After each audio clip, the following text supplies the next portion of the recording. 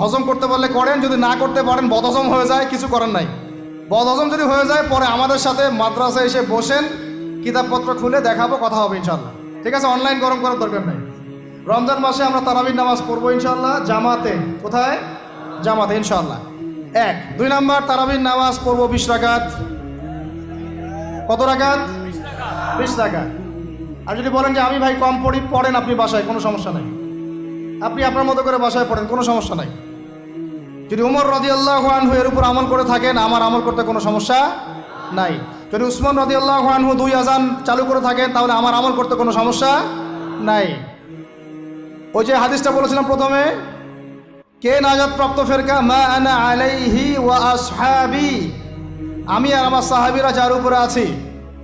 আরেকটা হাদিস কি? আলাইকুম বিসুন্নতি ওয়া সুন্নতি খুলাফায়ে রাশিদিন মাহদিয়িন মিন বা'দি,